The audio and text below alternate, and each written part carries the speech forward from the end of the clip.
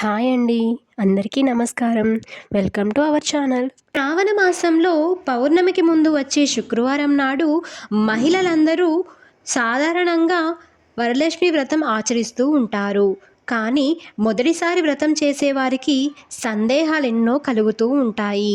అందులో మొదటిది కలశం ఎప్పుడు కదపాలి అని, కలశం ఆనవాయితీ లేని వారు పసుపు ముద్దని కానీ, అమ్మవారి ఫోటోని కానీ ఉద్వాసన ఎప్పుడు చెప్పాలని, అలానే మనం పూజకు వాడిన వస్తువులను ఏమి చేయాలి అని చాలా సందేహాలు వస్తూ ఉంటాయి.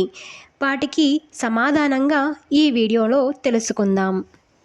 సాధారణంగా అమ్మవారికి శుక్రవారం, మంగళవారాలలో ఉద్వాసన చెప్పరు. ఎందుకంటే అమ్మవారిని మనం మన ఇంటి ఆడపిల్లగా భావిస్తాం కనుక. అందుకని శనివారం కానీ, బుధవారం కానీ ఉద్వాసన చెప్తారు. కానీ కొంతమందికి అలా వీలు పడదు కాబట్టి అలాంటి వారు పూజ అయిపోయిన తర్వాత కలశాన్ని కదిపితే సరిపోతుంది. ఇలా చేయడం వల్ల దోషమేమీ ఉండదు. మరి వ్రతంలో వాడిన వస్తువులు ఏం చేయాలి అని సందేహం ఉంటుంది. ముందుగా కలశం మీద పెట్టిన టెంకాయని మనం పగలకొట్టి ఇంట్లో ప్రసాదంగా ఏదైనా వంట చేసుకొని తినవచ్చు.